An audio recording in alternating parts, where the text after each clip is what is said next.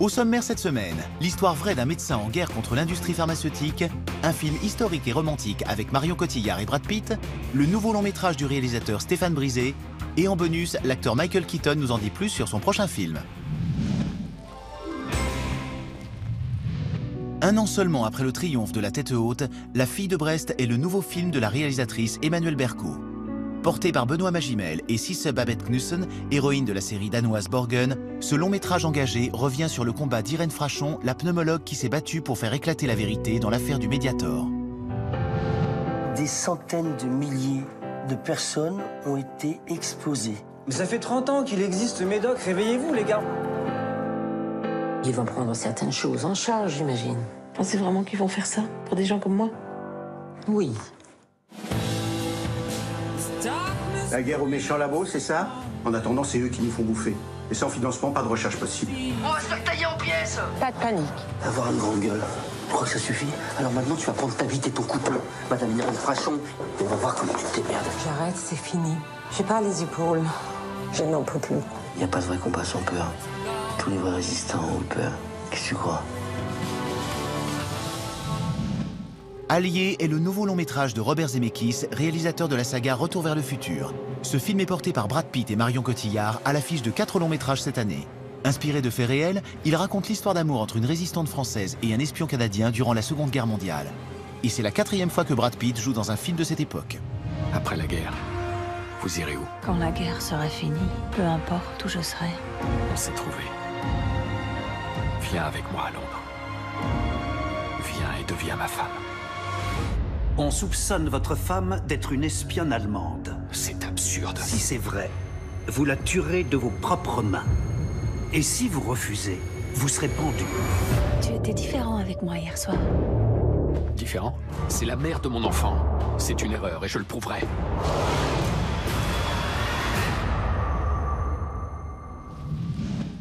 Après La Loi du marché, le réalisateur Stéphane Brisé adapte à l'écran Une vie, le tout premier roman de Guy de Maupassant. En 1819, à peine sorti du couvent, Jeanne Le Pertuis des Vaux se marie avec Julien, un homme qui se révèle très vite pingre, brutal et volage. Les illusions de Jeanne vont s'envoler. Est-ce que tu m'aimeras toute ta vie? Bien sûr, je t'aimerai toute ma vie. Si tu épouses Julien, ton père et moi, nous allons l'accueillir dans notre famille comme un fils. Je te demande pardon. Je t'en supplie. Rosalie, est-ce que Monsieur Julien est le père de ton enfant? Oui, mon père. Et Monsieur de Fauville est au courant de cette situation? En lui disant, je ne ferai que provoquer sa peine. Je ne peux pas être celle qui fait écrouler tout son monde.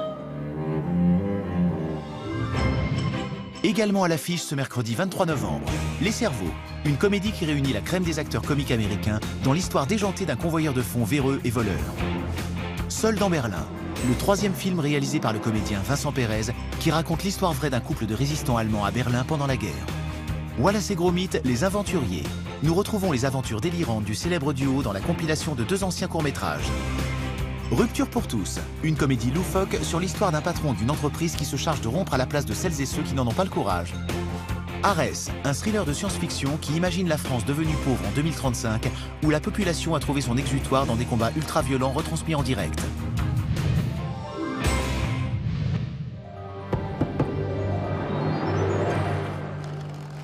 À vos critiques, la semaine dernière sortait sur les écrans Les Animaux Fantastiques, premier volet de la nouvelle saga imaginée par les créateurs d'Harry Potter. Qu'avez-vous pensé du film? Je suis une fan de Harry Potter depuis toujours et j'ai adoré.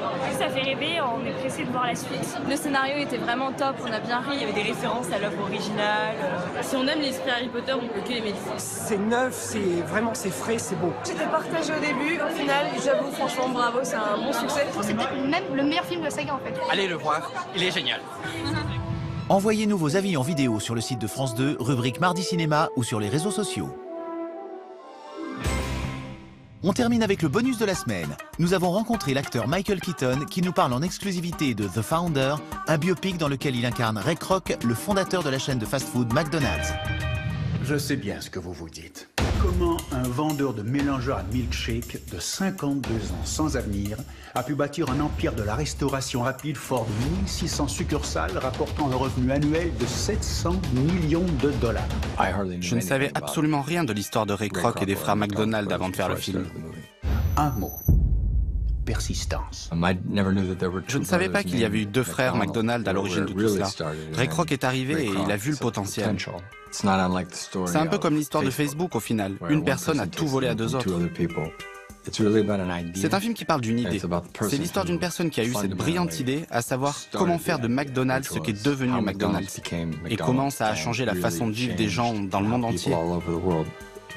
The Founder sortira en salle le 28 décembre.